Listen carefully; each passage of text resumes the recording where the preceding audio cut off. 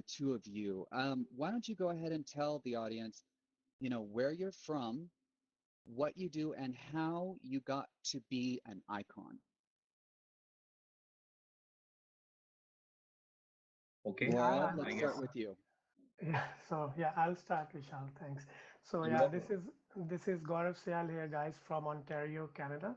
Specifically, I am based in Toronto, and I've been with EXP. So incidentally, I just marked my second anniversary with EXP. It was on 31st of July, and so I just completed 2 full years here, and I'm really excited and really thankful for the association. And I also just hit Icon this month, second time. So 2 years Icon with 2 years being in EXP. So it's been a great journey so far, and always excited to be here at ICONversations. So thanks, Brian and Icon team for letting us share the stage.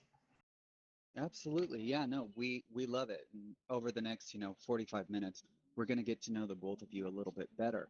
So, how about you, Vishal? Why don't you tell the audience where you're from, how you got to Icon, and all that really great stuff. Hi, Brian. Thanks. Hi, everybody.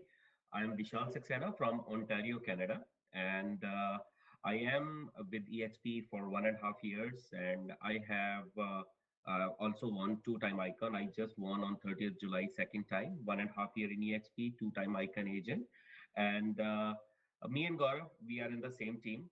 Basically, Gaurav is my sponsor, and I am overwhelmed with EXP, and thank you so much for so many new stuff introduced to me, which I was not using before, especially the CRM stuff. Like I've never used, I was totally dependent on social media for lead generation. But I'm really thankful with what EXP had to offer and what I'm using right now. And I'm glad to share in upcoming conversations. So, wait a minute. Did I just hear you say that Gaurav was your sponsor? Yes, that's right. Okay, so you guys have known each other for like a really long time then. From last March 2022, when I Oh joined yeah? EXP.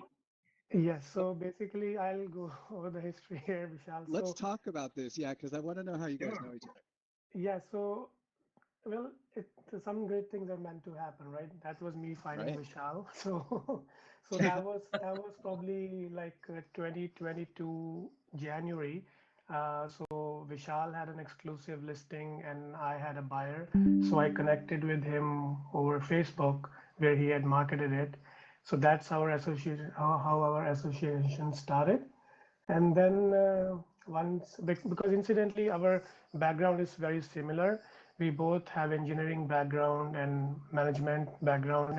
Vishal used to work for Apple. I used to work for Hewlett Packard and Ernst and Young. So we connected over our background too, and then we discovered that our journey had been very similar in the real estate business as well. We both initially started part time, and we had achieved major milestones in sales in real estate even while we were part time. So I talked to Vishal about what EXP has been helping me. At that time, I was in EXP for maybe 8 months, and already I had seen how supercharged the business had become once we properly implemented the CRM and the digital marketing. So this is, I think, Vishal just mentioned that how important it is that these tools, which are seemingly very like simple, right? I mean, CRM after all is just a database of your contacts, right? But Right. not so much if you are using the whole of the power what KV Core is giving us to harness about how to keep the engagement going and how we can connect and then modify those scripts to be in touch with the buyer database and the seller database. So yeah, here we are, like less than 2 years from when I met Michelle, and we both are 2X icons, and this is just great. And yeah, I mean, time flies, but I think we realize the power of using proper tool chains, no matter where the market is going. Exactly. Yeah. Even Absolutely. yeah. So when you mention, since the both of you have been working on and with KV Core as a CRM, are you using anything outside of KV Core or is it just strictly KV Core? Well, I can Um, start, and maybe Vishal, you can start because Vishal has been deploying it with his team. So just want to mention Vishal team grew to 19 agents. So after he Wow. came in, he has already sponsored 19 agents in our group collectively. yep. Actually, right now I'm only using KV Core and social media. At social media, I'm using different platforms. I'm running paid ads and to generate organic leads like Facebook, Instagram, LinkedIn. I am having my vlogs, my video logs, and I'm making some videos on current topics and almost putting uh, 10 to 12 videos every month on current issues, current topics, and I'm posting them on LinkedIn specifically, where you can attract more organic leads all across the globe. Like for example, we are in Canada. Many people from US they want to move to, or they are trying to move to Canada. Then they see those articles and they see like they can sense some knowledge out of it. They contact me directly, and I have attracted so many buyers from US who were planning to move to Canada, and I attracted at least like 10 to 12 deals this year only, who moved to Canada after checking those videos at LinkedIn. Because I believe on social Mm. media, especially on Facebook and Instagram, you have particularly a localized connections, like in certain area, like for example in Ontario, or maybe a little bit in rest of the Canada. But on LinkedIn, like all across the globe, people notice you. So that's what I'm using besides KV Core. But KV Core is a great tool, especially when we run the campaigns, paid campaigns. They are generating lots and lots of leads. The conversion rate is about 20%. Hmm. I will say 15 to 20%, which got matured, but there are coming like in even a slow market, we are able to generate some leads for leads, for buyers, and some for selling. Okay, so when you run the campaigns, like we have a lot of new agents that are in the audience today and maybe even watching on YouTube. What if they were on your team? Let's just pretend the whole audience, we're all a team because we really are one EXP, you know? What would you suggest? What kind of campaigns are you running, and what would you suggest newer agents run? Both of you, go ahead and answer this. Like for example, like I run mostly seasonal, I Okay. just learned, and I'm running those seasonal campaigns. Like for example, when it was lots of hot, lots of summer, I ran the query for houses with swimming pool. So beat the summer with the swimming pool. So contact us for a list of houses, or check out the list of houses with swimming pool. So anybody who clicks that, you know that they are looking for, or they are interested in houses with swimming pool. So you contact them, and as I mentioned, 15 to 20% is the conversion rate. You will get 2 to 3 leads who are looking for those houses, and then you go ahead and you can either go with by yourself, or you can assign those to your team members. That's a So good these idea. kind So of basically you're using like kind of like a click bait yes, technique with the pool and the, catchphrase, if you will. that's So right. what And so what would you then do for winter? for winters, Yeah, because I mean for you can't get in a pool where I live, so like I'm just curious. I just started, Brian, and there Oh, are okay. two ideas which worked really well, and I can greatly like share, no problem. The other Awesome. one is like due to increased interest rate, the many houses with the income strategy, they are in great demand. So I have run a campaign. I have ran a campaign for houses with duplex, or with legal duplex apartment, basement apartment, which somebody can rent to help in the mortgage. Those are generating lots of results, and I'm getting like lots of leads for that, because there are many houses coming with the legal duplex. They are getting Uh-huh. good prices. But if somebody buy those, they can share pretty much like 30 to 40% of the overall mortgage of the house. So those houses are coming in demand. So people are approaching to show us those properties. And I'm currently working with 3, 4 buyers and looking for those houses. Nice. What about you, Gaurav? What are you doing as far as that? Like, are you using the same kind of catchphrases like, look for a house with a pool in XYZ area? Yeah, that's something unique what Vishal discovered. So Hmm. as he said, we are always trying different things. So the tool is there. It lets us customize what we can run as a campaign or paid to click or videos sponsoring. So currently what I'm doing is a little bit different in terms of, because I'm in the Toronto area where pre-construction has been quite a lot, big percentage of the say new home sales you can say over the last couple years. And now when the market is cooling off or the interest going very high, a lot of these pre-construction buyers are looking to exit, and they are looking to exit potentially without closing the deal. So I am kind of doing a marketplace generation for these, you may say, a distressed deal sort of, but most of them are these investors who are looking to exit to recoup their principal as deposit. Mm-hmm. And then the catch is that these cannot be marketed on MLS, so which is actually a good thing because a lot of every agent has one or two deals like this. But now I'm collectively building a marketplace online. These kind of deals are called assignment deals. So I built a portal called assignpal.com, and it has a couple of my pocket listings, but I have been collaborating with agents within EXP and even outside EXP who have some of these listings, and they are willing to market it on a common platform, thereby generating a lot of leads in the process. Mm-hmm. So it's sort of trying to streamline selling of these things, which have suddenly become a lot more in volume because of the nature of the market itself. So kind of building a niche here, and it actually seems to be helping because YTD I have almost either via referral or brought a buyer or a seller to combine 32 of these deals, and this is now forming a bulk of my volume when the regular resales are slowing down, let's say, right? So it's a great alternative. And I think this is exactly what we are trying to say, that, in any market, things change. And then if we can somehow preempt that change and try to capture that segment, it might help everybody, regardless of where the market is going, because there is somebody out there looking to sell anyways, and it Right. has to sell. Yeah. So when you say preempting change, going along with the same thing that we have a lot of people wondering maybe, well, how can I preempt change? I mean, like, what do you do to preempt change? Like, how do you plan for that?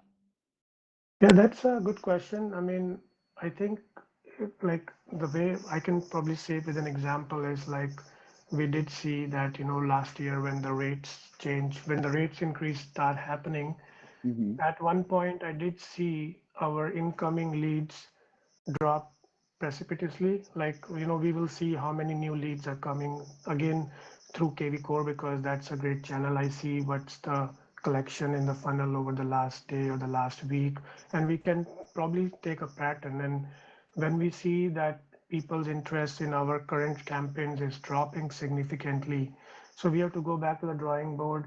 I mean, rather than just putting more money in those campaigns, we should see if there's a different segment that is forming, or if something is happening. Obviously, buyers were waiting, and now then the market shifted from the whole buyer market eventually to the seller, from the seller's market to the buyers.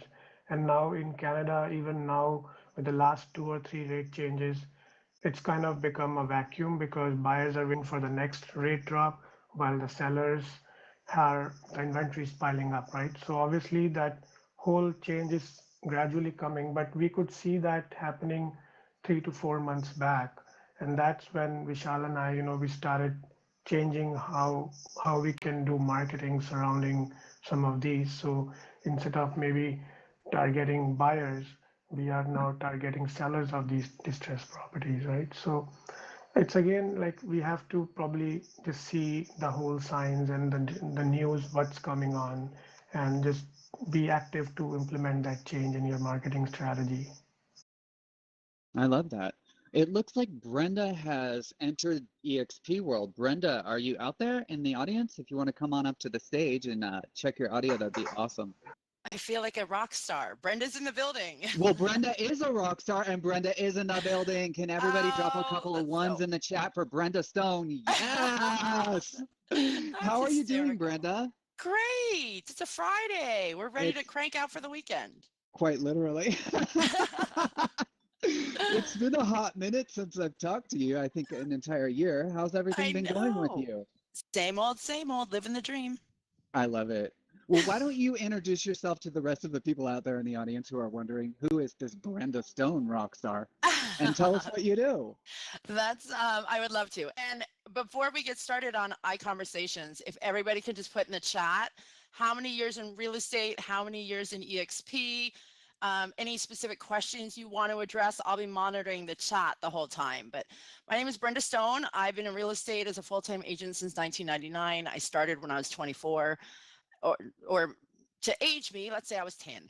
Um, I was licensed in DC, Maryland, and Virginia. I grew up in Maryland, went to Georgetown University in DC, and then met my husband and we moved to Northern Virginia. So I've been here ever since.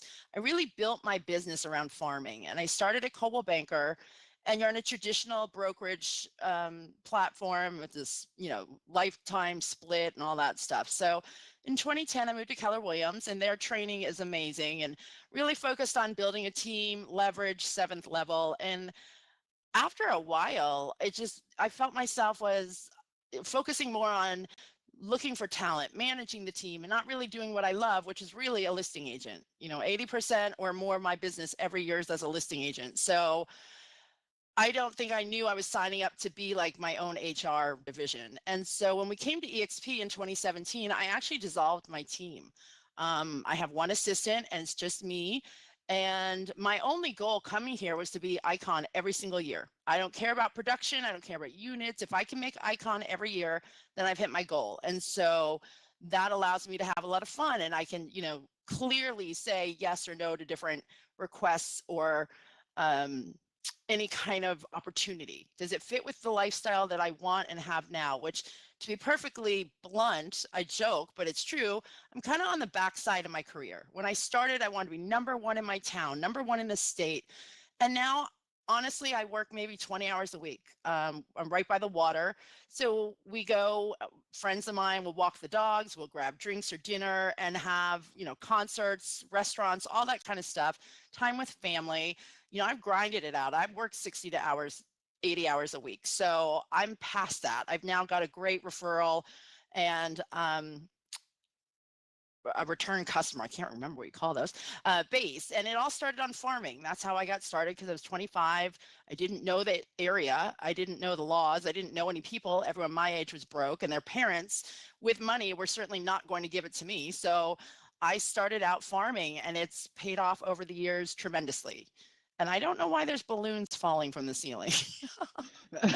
But Let me switch the. oh, There I we was go. like, it's like a party in here. We need a disco ball and it'll go fun. So Right? We do need a disco I ball in here. know my goal today is to help get the most out of the icons that are going to be on the stage to help you with your business where you are. So again, if you just joined us, put it in the chat how long you've been here, any questions you want to address, how long you've been licensed, and we will certainly try to address all of them. I always leave time at the end for questions. So if they're not answered in the chat through the discussion, we'll get to those then. Awesome. We'll see, everybody. Brenda is a rock star. I mean, come on. Let's give her a round of applause. All right. Well, Brenda, before you came up on the stage, and thank you so much for this, Gaurav and Vishal were up here and they were talking about their CRMs, specifically KV Core, and how they knew each other, coming into the company. And so that's where I want to leave you to moderate this and take it away. So Okay. have fun. Sounds great. Let me just look, because I got to turn my avatar.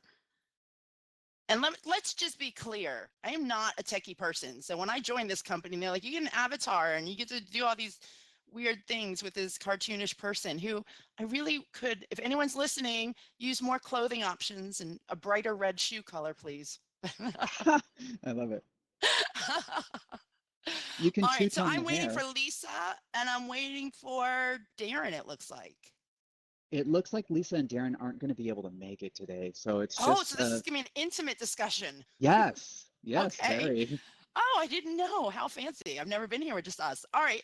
Well, let's get started. For anyone just joined us, why don't, Vishal, why don't you start? Just introduce yourself. Tell us a little bit about your market and your business.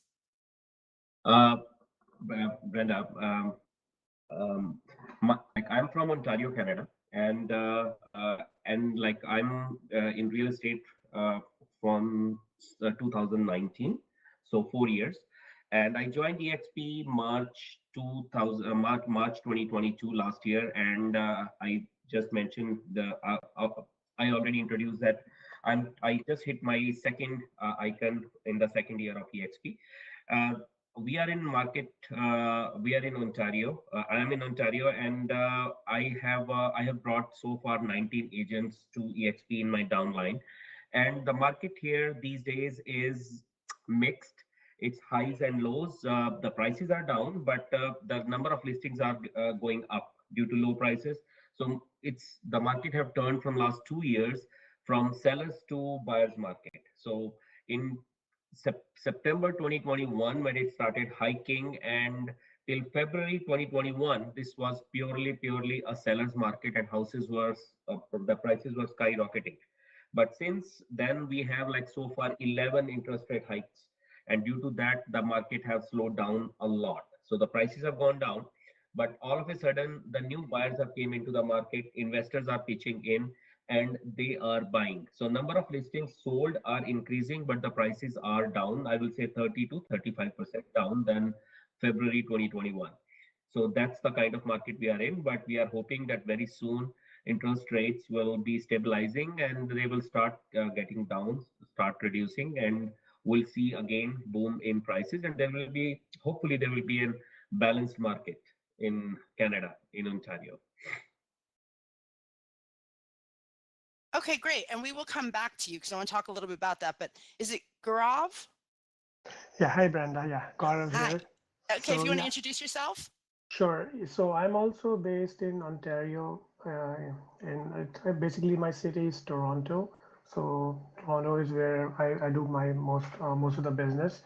So I've been licensed in real estate also since 2019, and I joined EXP in actually 1st of August marks my second anniversary here. So I've been with EXP for exactly 2 years now, and I just also hit my second icon. So this year, basically, I sponsored Vishal, so we met over a deal in 2022 January, and then Vishal also joined in after that. So we both are in the same team, you may say, and yeah. So as you see, like Vishal is also now growing his team, and exactly the same conditions as he mentioned. But the good thing is that we are also now kind of more like my business primarily has been pre-construction. So you can say 70-30 split in pre-construction versus residential real estate. And now what we are seeing in pre-construction especially is that there's a lot of unsold inventory. The builders are not able to sell things. Obviously, the people are now more worried about the future, where the rate goes up and how long it sustains at these higher levels. And again, in at least in local market here, there have been a lot of stories circulating in the media, right? Obviously, media makes hype of sometimes some things that now the buyers who bought at peak, let's say in 2022, early 22, late 21, now when those things are getting ready and coming to close, they have to close them. The interest rate is 7%, and a lot of buyers no longer qualify to even close on those properties. So there have been stories of all sorts where builders are suing the buyers for not being able to fulfill the agreements and so on and so forth. So there's a new segment that's brewing. It's called a distress segment, if you may, and we are now trying to build a marketplace around it to try to help those pre-construction buyers offload their properties maybe at some loss, but at least they won't get sued, right? And then there are buyers we are trying to find who are willing to take those over. So this is also what we are working on here, and it's an interesting scenario because probably it hasn't happened in over a generation here. Nobody has seen interest rates go from 2% to 7% in less than 12 months. So with these different market times, different markets are getting created in itself, and we are trying to see how, as a broker or as an agent, we can we can grow our volume, facilitating these deals basically. That sounds Great. My market, since normally I would just talk to the panel, but since there's only three of us, I guess I get to share a little bit more. So our area in the DC metro area, when the housing market crashed in 2006, around that time, you saw the headlines across the country. We probably only dropped about 25% because we have built in supply and demand with the military and the government being based in DC. So we weren't hit as hard.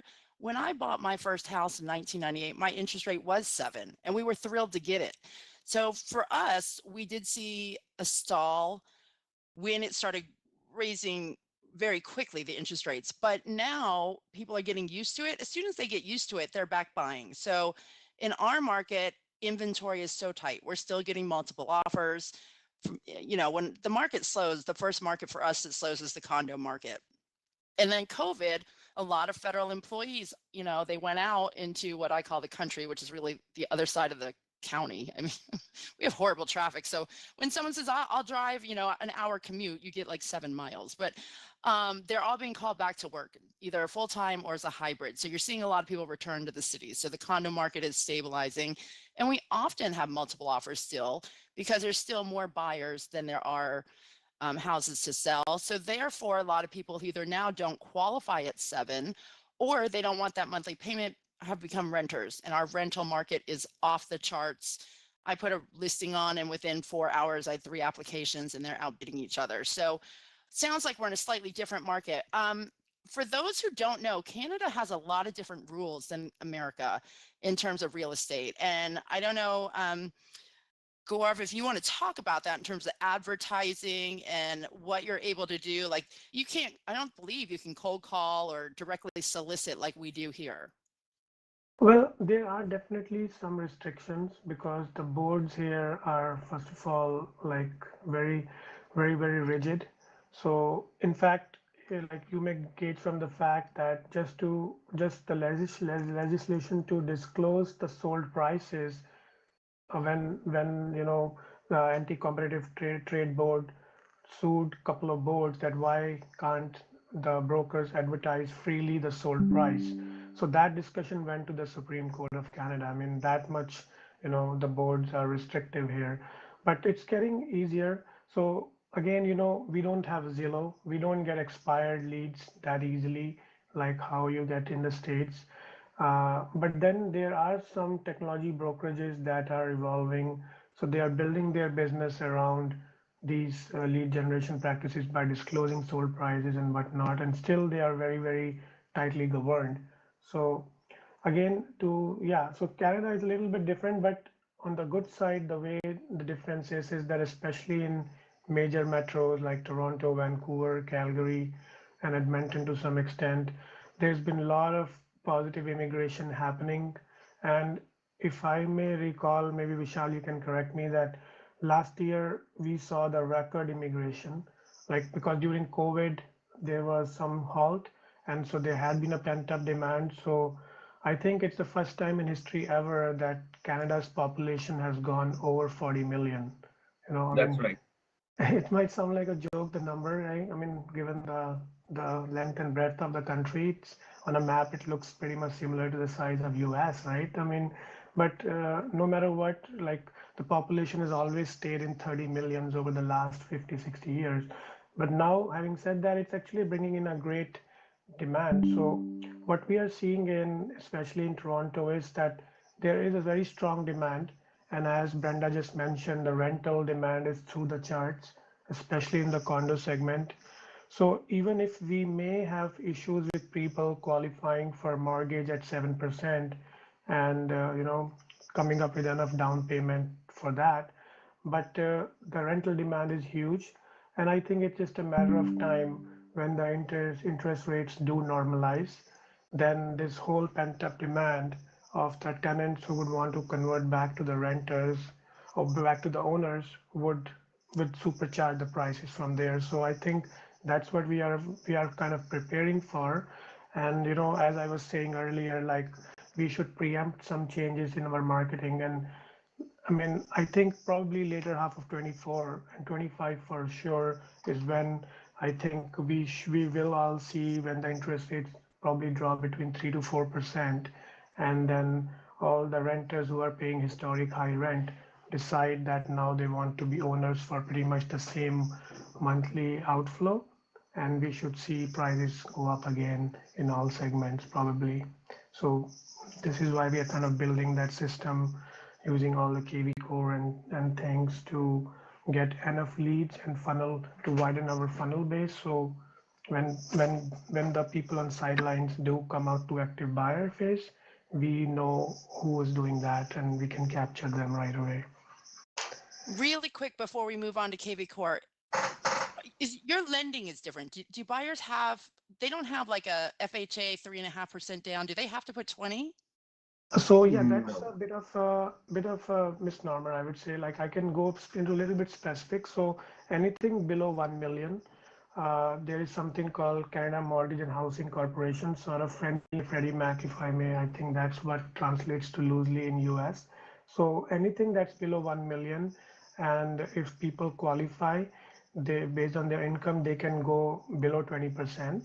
So I think it starts from a minimum 5%, but it's very tough to qualify now for the lowest rate because of the whole interest rate qualification rate, which is north of 8% at this time. But then anything which is over 1 million has to be at least 20% down, because yeah, so that mortgage is not insured for the lender by the CMHC, so they want people to have at least 20% in the down. So you don't have as I short sales and foreclosures like we do then. The Canada, foreclosure, sorry, Vishal, you go ahead. Yeah. no, in Canada, we don't have foreclosures, we have power of sale. So this is Mhm. the difference between foreclosure and power of sale. In foreclosure, bank will take the house and they will sell and they will take the profit or loss. But in power of sale, bank will take the house, but like the buyer will have chance till the end of the day of the closing. If he comes back and if he pay the debt to the bank, he can get the house back. And on top of that, if the house sold more than the loan, then the profit share, the remaining share will get back, will be given to the lender or to the defaulter.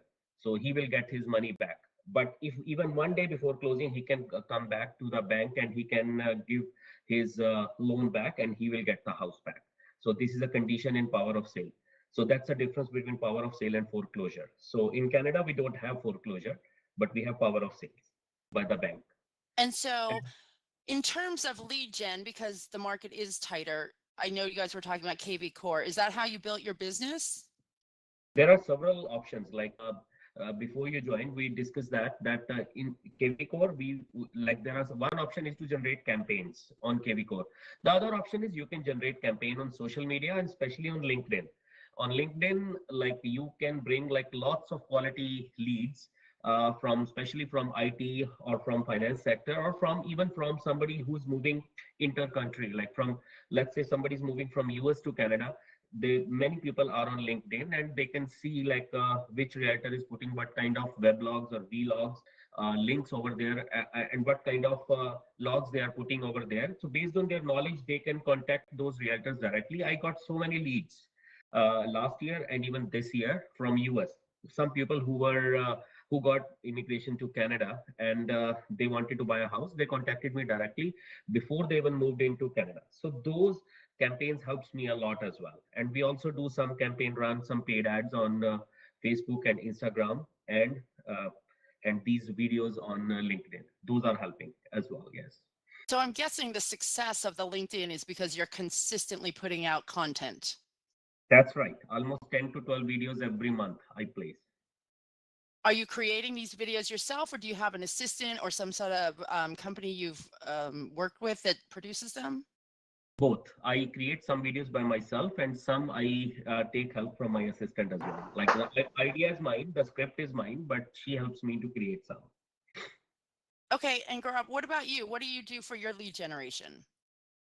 So the same way, basically a lot of organic leads lately, because I think organic leads are probably better qualified because you haven't really paid anything, and we have been showing what we do and they get attracted because of that, or the kind of listing I have and they get attracted using that. So this is exactly what I'm doing, like as well, what Vishal mentioned. So I think LinkedIn is probably helping me as well because of my previous professional association with a lot of people before. And there's some level of trust already identified at that level, right? Now, when they see me doing good or having great listings in real estate, they are more forthcoming with their real estate discussions, and then they are doing referrals of all sorts. So this is helping. But I think also what is helping is marketing extensively those pocket listings, which I was just mentioning, the distress segment, if you may. So those are the ones that are key attractors to the first time buyers, because everybody would want to buy something slightly cheaper, which, let's say somebody bought in 2019 or 2018 and now they are closing that condominium, and the seller is still willing to give a bit of discount over resale because they have bought it really cheap and they don't have to close it and get a mortgage on it and then try to sell it. So that particular segment is getting me a lot of buyers. And then I actually have hired a marketing expert locally, and he has a small team outsourced to India who is now scrubbing those leads for me and bringing me the top leads which we can distribute between our team. So it's kind of both, we are kind of generating leads both organically as well as paid that way. How big is your team? So if I see my current chart, I have 33 people, two levels or three levels. And so I personally I sponsored 10 agents, including Vishal, and then Vishal has brought 19. So I would say between two of us, pretty much is like we two are the key drivers of our team, basically, you can say, So around 33 people. you're a solo agent. You don't have a team that you work with in real estate. You just distribute it to your downline. Well, that's how I was doing it until 2 months back. So now I have created I've talked to our Canada expansion team, and we have created a team. Like I have actually created a team called House Pal Group within EXP. So now I just attracted two agents who are officially in that team, not as solo agents, but then we are on a standard split. So the idea is now to build a team where we can do consistent marketing as well as, more so like we can do more structured way as a whole group basically. And Vishal, do you have a team or you work alone? I work alone, and all of the agents are like 19 of them. They are my dog. I love that. I was actually in an icon group last week, and this guy was talking a lot about agent attraction. And I said, I don't care. That's not why I came to EXP. It's not my focus. I've got other streams of income, but kind of like Gaurav, I didn't even bring them. Two people followed me, and now there's like 40 people under me. And so, when people see you doing great work, they follow. Um, Absolutely. Gaurav, how do you get your organic leads? You don't have Zillow, so how are people seeing that you have listings and that kind of stuff? Yeah, that's the limitation, but then I think, that's the limitation for everyone in Canada, which is good because now I'm building something to overcome that.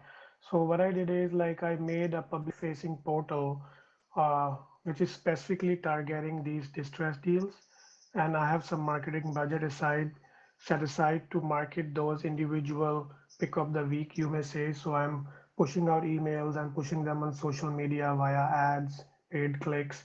So this is helping me connect with the direct buying leads.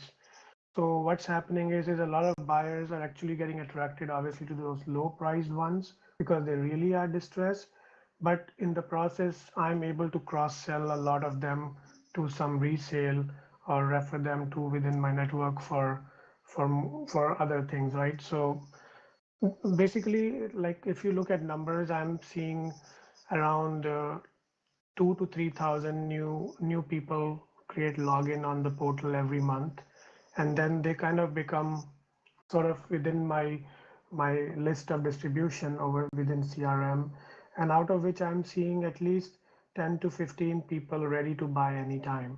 So these are the active leads my team and I are working on every month. And good thing is we are able to translate them even now when the market is kind of taking a breather, but it's working. And so more importantly, now we realize that this model is working. So now that's why now I formalize my group and I'm looking to attract more agents so we can scale it. So I can scale the marketing budget. Instead of 2,000 logins, we get, let's say, 10,000 every month. And then if we have 5x more agents, we can hopefully 5x our business that way combined. It's amazing. Now, Vishal, tell me about your KV Core. You have campaigns. You have multiple, or do you kind of stick with just a few? How are you using it? I do run campaigns occasionally, like not like you can say one per season. And because most of my campaigns I run on Facebook and Instagram, but on KV Core, like I do run like some campaigns, like for example, in summer season, like I just started and I ran the campaign. Like actually, I ran two campaigns. One was houses with pools, like due to very hot summers, like people they are looking for houses who has pools, so that attracts their attention right away, and they click on those links and they started looking for those houses. So we know exactly that how many people are looking for houses, and especially with swimming pools. So you can contact them, and usually 15 to 20% is a conversion rate, and you will get some organic leads through that. And then like there are, with the increasing interest rate, there is an emerging market. Most of the people they are looking for properties who have income potential. So they are looking for duplexes or triplexes or houses where they can rent the basements. So those, if you run the campaign for all the houses who have duplex status, and you can generate some income on the side, which can cover 30 to 40% of the mortgage of the house. People are attracted towards that, and whoever clicks on those links, we know exactly that who is looking for a house and with income potential. And on top of that, like there are with the increasing interest rates, the house pricings are down. So so you can create a list, because I mainly worked with investors. So if you create a link with the like with all the houses, or let's say under 650, or all the houses available, inventory available under 700,000, you will see many people will jump to that link and they will start searching, and you will get that exactly who is looking for those 700,000, who is looking for the houses under 650,000. So, and then you can start contacting them. And as I mentioned, 20% is conversion rate. You will get some buyer leads, which you can use to help them, and or you can distribute it to your downline to so that they got busy as well, and looking and they have got some exposure to buyer leads as well. So these are the three campaigns which helped a lot in this summer season for me from KV Core. That's great. Okay, I saw something and I'm going to jump in and talk to him, but I don't know where he went. Chris Gatto in North Carolina. You know, a lot of the basics and fundamentals of real estate are the same, but there is a slight differences between US and Canada. So first of all, I am always available to anybody that wants to talk about what I do. So I will put my information in the chat. I mean, I've got the standard Brenda.Stone at eXp Realty that comes to my phone, but nowhere else. But I will give you my phone number. We can text to set up an appointment. I used to teach in this actual auditorium about farming and how I got started. But just briefly, when I started, I don't remember who told me, but they said your business has to be like a stool with three legs, because obviously, any stool that only has two legs is going to fall over. So if you build your business on these three legs of a source of income, whether it's expired and FISBOs, repeat referral, door knocking, whatever it is, and it fits your personality. And that's why I love real estate, because I'm not a cold caller. I'm not calling anyone really, unless I have to, but I don't want to. But some people thrive on that. So whatever your three are, I like to focus on one, especially if you're new. Focus on what do you naturally do? Do you have a community of your children's sports team or church, or recreationally, you like to walk dogs and meet at dog parks? Whatever it is you do, that has to be, you know, friends and family, especially if you're brand new, you need to get yourself out there and let them know you're in real estate. But we build one leg of the stool. Once it's solid, we move to the two. And then you get three. So that if in any market condition, let's say you get all listings, well, like when we market crashed, it was all buyers and there were, no listings. And if I'm just a listing agent, I'm out of business. So you want to have those three income sources. When I came to EXP, because Williams wouldn't let me take my bold coach with me, Julie Harris from Tim and Julie was my personal coach. And she said, no, think of it like a wagon wheel. That's how many spokes you need to have. And I was like, oh my gosh, like I just spent 5 years getting three. What do you mean I need 9 or 8, however? Um, but I think especially when you hear panels like this, you get so many great ideas. I'm going to do that. I'm going to do LinkedIn. I'm going to do YouTube, whatever it is. I think you can't spread your focus across many um, avenues. You really got to shore up one and then move on. And like they said, they're doing great on LinkedIn. I turned off LinkedIn because I was so tired of the emails if someone wants to connect. Shannon Mulligan, who's an icon out of Richmond, is amazing at video, and she built her business off of Instagram. So social media is really a great place to do it. I think the most important thing for you is unique, interesting content. I don't really want to watch someone stand in front of a house and just kind of, and here's the front door, and here's the kitchen. You got to bring your personality into it.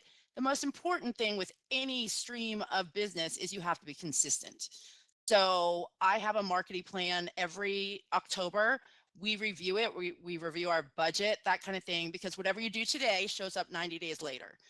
So what are the campaigns we are going to do? What are we going to push out? So it's not March, and every March I send out $1 scratch off tickets to everyone in my farm with a cheesy little note, kind of Brian Buffini-esque of, luck of the Irish and I'm here for your referrals kind of thing.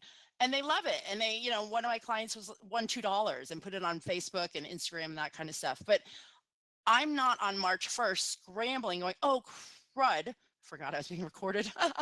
Oh, crud. We haven't bought the scratch up tickets. Who has the list? Where's, that kind of stuff. So if you pre-plan, here's your campaign for whatever venue you want to take it.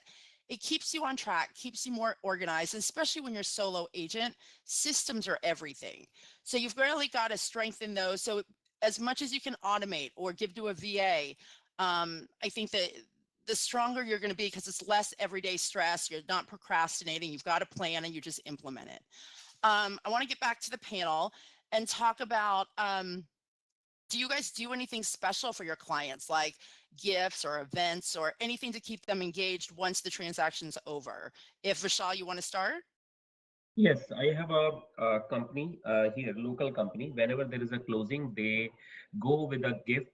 It's a customized gift based on their beliefs, their religion, if it's a, and then along with a bouquet.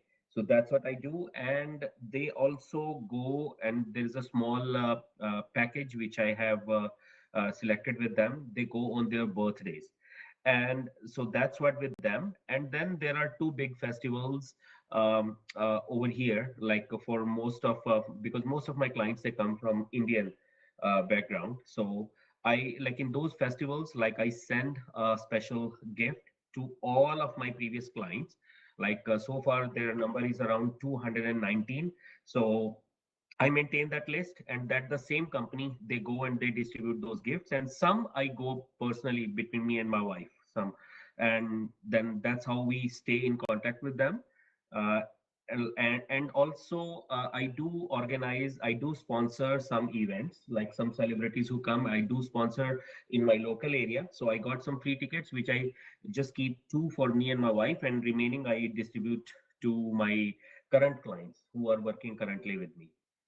That's all I do to stay in contact with them. And every Sunday there's a system. I have a system I call 10 of my previous clients who bought 2 years ago or 1.5 years ago from me, so that I can stay in touch with them. Do you find this is helping build your repeat and referral business? That's what I was able to churn lots of business because of that. Yes. Okay, Gaurav, what do you do for your clients? Yeah, so basically something very similar. I mean, I try to keep in touch with them. But what I've done is like I have set up some scripts also again in KV Core. So just after like initially once they move in or once they are settling in, I'll go personally check on and see if they need help, if they need help with finding any contractor or anything they would like to do. I can help them connect people over to make them feel at home, sort of. But after that, I have some checkpoints automated in my KV core. So it would be via text message, email, or reminders to me. So I call them personally. So so that one I just am in the process of implementing. I have over, I think I did like around maybe 130 deals in the last 2, 3 years. So that's pretty much the number of previous clients or past business dealings I have. But yeah, I think these small things go a big way. So because in Toronto, in Ontario or Toronto alone, I think there are over 30 or 40,000 agents, So like it doesn't like this, so that's very important that we kind of keep in touch with our past clients because they have great memories or whatever we helped them with and they were happy. So yeah, that's pretty much, I think repeat business is probably a backbone of making sure that after a few years in business, we don't have to work as hard to keep on building the new pipeline. Exactly. Um, I yeah, especially with buyers, you spend so much time. It's like you're in a relationship with them, and then you go to closing, and you shake hands, and you don't see them again. But it was so intimate. I get a lot of clients, oh, I'm going to miss you. And I said, we're going to still keep in touch. And I make it very clear whatever you need, real estate related or not, I'm here for you. So if you need a plumber, you need a vet, you need a dog walker, you need the best grocery store, the best, whatever you need, I know someone. I've been doing this, and lived in this area since I was 5. If you need something, I probably know, and if I don't, I know where to get that information.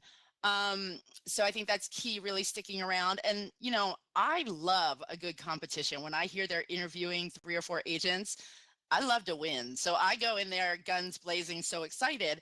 But with the repeat referral, it's amazing when someone calls you and says, hey, I just had a grandbaby and now we're moving to Florida. So I want you to sell our home.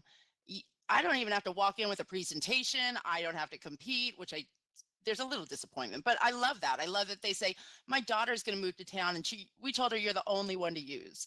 So you don't have to start off that relationship with trying to win them over and prove your worth because they already know.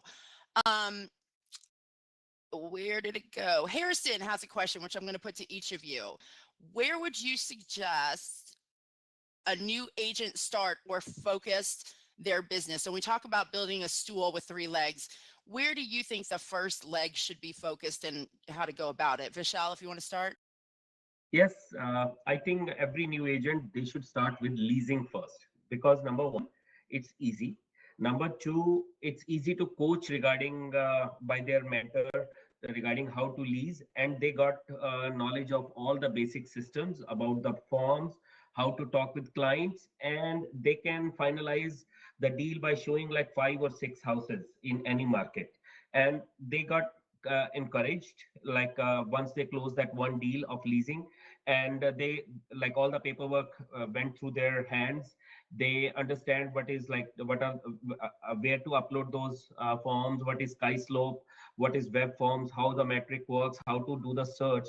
So I think they should start with the leasing first, and then the one thing which I always recommend anybody who join with me is that to socialize, like to join into the local or social events where they should go and they should volunteer and they should get mixed up with the local community, and that like that helps them to get some more leads. And to be honest, for the new agent they need only 1 or 2 leads and then it will start automatically. Once they have done 2 3 deals in a row, they will start getting leads and they will start their career from there. But to start with, I always recommend all my new agents to start with lease and then buyer and then listing, then selling. I love that. So when I was 24, 25, all my friends were my age coming out of grad school or college. And, a lot of realtors, especially back then, it was beneath them to do rentals. They put their Yes. nose up. And so I would help all my friends find rentals. And you're building those skills of how to create a tour, how to talk to them, how to show a home. And I have at least 5 clients where I am the only agent for the entire family. And this one family had 4 kids. So we've bought and sold probably 15 houses amongst the kids in that family. And their dad said something to me 2 years ago that it literally brought tears to my eyes. And he goes, I can't thank you enough. My children would not be where they are in their lives without you. Through the investments and transactions of building wealth through real estate, he said they wouldn't be as successful if they didn't have you in their lives. And I just thought that was amazing. Go join your workplace groups. I love workplace. So join one for your state, like I'm part of the Virginia one, and then we have a Northern Virginia one. And just make a post that says, hey, if anyone has rental leads, I'm happy to take them. So I had just listed a $4,000 townhome, 2-bedroom, 1-bath, crazy prices. And honestly, I didn't feel like showing it. I think I had bronchitis or something. So I gave him all the leads to my friends. I have a cut and paste email. It says, hi, thanks for inquiring. I've copied a colleague and friend of mine, blah, blah, blah. She's CC'd on this email, or you can call her or text her directly at this. Good luck with your house search. And then I'm passing all those leads. Not only did she put the tenant in, but she also turned one of those leads into $1 million buyer. So a lot of people in my area especially they don't know if they're going to stay. They don't know if they're going to like it. Put them in a rental for a year, and at 9 months you really need to start talking to them. You need to consistently stay up to date with them during those 9 months, but after the 9 months you really start to say, hey, the interest rates are looking better, it's 2024. Have you thought about buying? Or if they say no, we're going to go back to Texas or wherever they're from, get the referral on the purchase of where they're going. So I agree, rentals are a very overlooked segment and they can be very profitable for you. Gaurav, what do you do? What's your recommendation for someone just starting out? Yeah, I mean, I can relate to this because I just started out just before COVID, just literally before COVID, I got my license and I have the same question, what should I do now? So I think in addition to, catching the lowest hanging fruit, which Vishal and Brenda just mentioned, leases are your best friend in terms of making some cash flow right away, easier way, and getting leads and database built up along the way.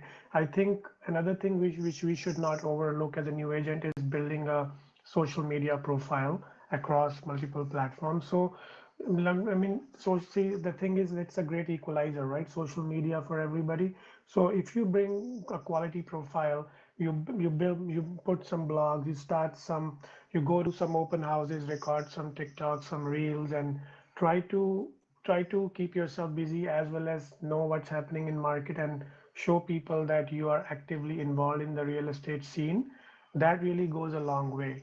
I mean, you could also start marketing pre-construction in your market. So you can connect with a few agents who do a lot of pre-construction and see if you bring them some leads, are they willing to work with you? And normally, more often than not, they will be very happy. So, and then you can get all the builder promotion material from them. You can market those with your picture on top and say that you have access to the brand new latest and greatest pre-construction projects. And believe it or not, I just did the same thing. I had gotten my license on maybe I think December of 2018, and I had my first deal in pre-construction. First deal ever done was a pre-construction, probably during the Christmas holidays, because all I did was the emails which I get from those big established platinum agents. I just copied that with my picture, send it to all the people I knew, and made a $20 sponsored ad on Facebook. And somebody clicked on that ad and called me that if I can help them with that allocation. And I met that person. And before that, I had already contacted the other agent advertising it, and he was happy to split the builder commission. And that was my first $10,000 I ever made in the first deal I ever did. So you have to explore things, and you don't know where you might get it. So that's for my. I mean, there are so many things. There's no right or wrong in that, basically. Exactly. I think you can tailor real estate to your strengths and interests. So, I know younger generations of millennials make fun of people on Facebook, but that's where I started because Facebook came out when I was in college. So That's my strongest platform. And I joke about it. And I say, that's how I figure out what my family's doing and my dad's doing is I find out on Facebook. And I like to keep track of my clients who are on there because I want to know if they're having a baby because they're going to need a bigger house. And I always send baby gifts, or if someone gets engaged, I just stalk my clients on there really. And then I don't in your face, hey, I'm a realtor. Who wants to list or buy a house the next 30 to 60 days? I don't do that. Once in a while, I'll put a work related posts, but I think the ratio they recommend is one real estate post for every 10 non-real estate. But build the platform that you're already on and most comfortable with. If you've never been on TikTok, I don't recommend starting your presence there through this. If you're already on Instagram and love Instagram, start there. Wherever it is, start, and then you can build laterally. In terms of real estate, relationships are everything. They're the cornerstone, and I think they're also what makes a successful real estate agent stick. Like we were just talking about this in the Icon group, and they're talking about the market and how tough. And I was like, I love this time of year. During COVID, I thought more people would drop out, but when the market gets tough, the real estate agents that can't hack it because they don't have the determination, the education, the willingness to do so. Some of them are kind of sleazy and uneducated, so they're a nightmare to work with. When those people start dropping out of our business and leaving the agents that are better, I love that. So if you've got some downtime, how can you build your skills? And I'm very big on being hyper local. I work in one zip code primarily, 22314. I will go to some surroundings, but you're not going to see me 2 counties over. We have big counties here. It's like Texas. So what do you need to know? Go to some zoning, meetings. Visit every single new development in the area. And the biggest resource you're going to get is their floor plans. So then when you get a listing 3 years from now, nobody has a floor plan. I have a library of floor plans. You make those relationships with the builder's reps. So typically the way it works in my area is they have a certain amount for sale, let's say 5 or 10, depending on the development. Once they start to get their inventory lower, they'll release the next set. So if you build that relationship really early, you can call them and say, hey, I got someone that wants top floor waterfront view. They know you. They'll call me when they're going to release that. So if you've got downtime, do that kind of local research. Go to other brokers open so you can learn the inventory, learn the prices, so that when you've got a buyer in the car and you're driving down the street and you go, oh, I like that house. And you go, oh, that one's probably going to be somewhere between 8 and 9. The only way you know that is because you've been in similar houses in those neighborhoods. So other open houses, introduce yourself. A lot of open houses, if they're super busy because your inventory is tight, you might not really get to talk to the agent, but at least you can drop them a card and see what the inventory is. So I think if you've got downtime, really educating yourself, getting some systems in place, all those kind of things are going to help you be a better agent to your clients when they come. Um, let's see, I saw that. Oh, Harrison feels brand new again. I don't know. I think that's exciting. I mean, you can build your business however you want and your life. You design it. And so here's your chance. If you used to have to be on a certain company cold calling 2 hours a day from 8 to 10, and now you're on your own, you don't have to do that anymore. What do you guys recommend on the panel for them to focus on if they've got some downtime? Vishal, do you want to throw out any ideas? Sorry, can you please repeat? What do you think agents can do during, if they've got a slow period, not a lot of business? What can they do in their downtime to make them more prepared when clients do come? In their downtime, they should start connecting with their old clients, like if they have not done so. So and work on their database. I call it list of blessings, like all those my previous contacts. So as I mentioned earlier, like I call 10 of them on random basis every Sunday, and I check that called on this. So and so that I can stay in touch. So when there's a slow time, they should work on their CRM, they should work on their database, they should stay and they should try to contact more and more of their previous clients. And that's the only thing like that can generate more and more organic leads and more business through word of mouth. I agree. I don't like to spam people. So I don't, maybe you do it monthly where you just say, hey, here's some new listings. Because when you work with a lot of sellers, most of mine move out of the area, but they still have friends or family back here. So we used to once a month just say, here's the coming soon, here's active, here's pending, so that they can see, wow, she's still really busy. She's still active in real estate and doing a great job. Oh, our friend was mentioning they were looking for a new home. So if you can put in front of them just kind of a recap, whether it's quarterly or monthly, whatever you want to do, and do it in a very unannoying way. Different states have different laws on how you can communicate, and then we have federal laws. So you can't spam them with texts or, those kind of things. Check your local laws. Same thing with the pocket listings. That's very regional as well.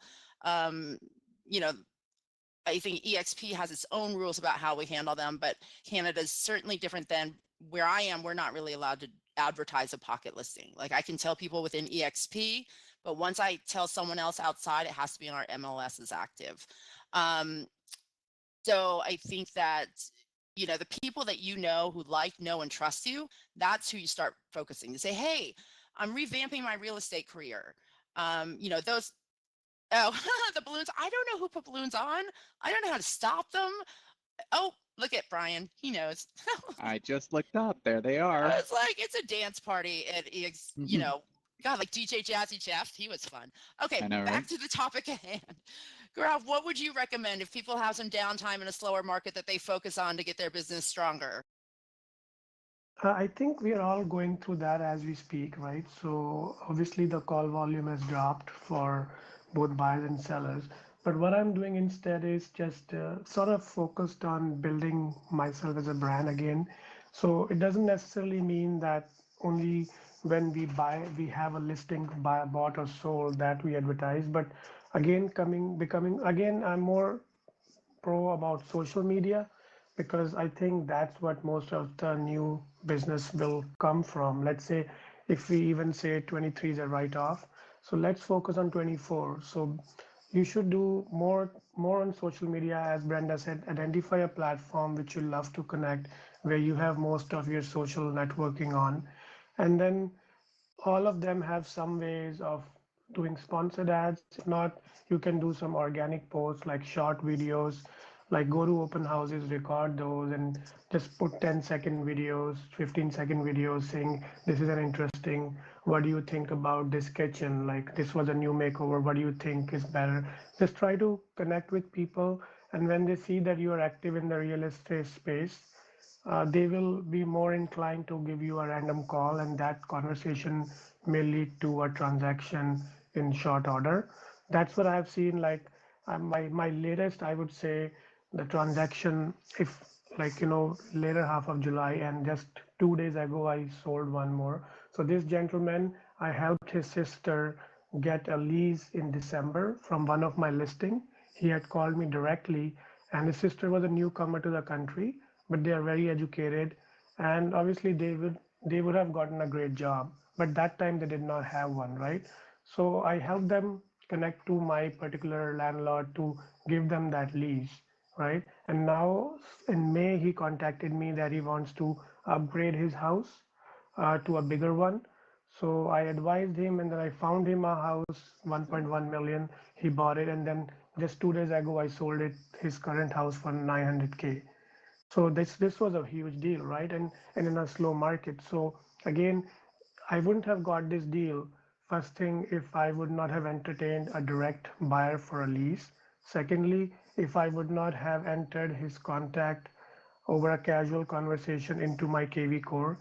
And that's where through KV core he got kept engaged. Whatever the deals, distress deals I was sending, he was opening those emails occasionally and checking, and then he called me back. So one thing builds into another.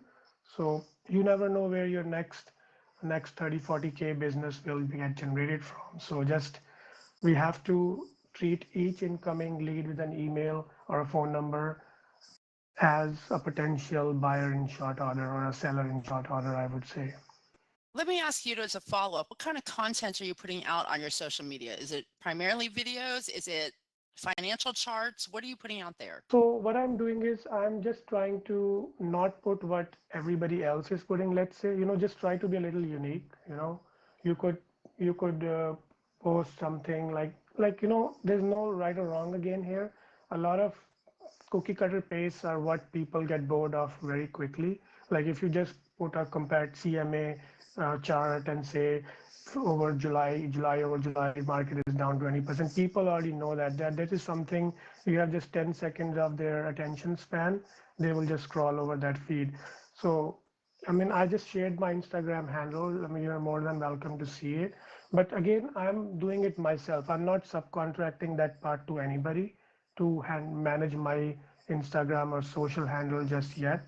But what I'm doing, maybe I'm not doing anything different. That's what I'm saying. But I'm consistent trying to post something or the other, like either a distress listing or a new upcoming project, or if I'm on a showing and I see a very interesting concept in somebody's house.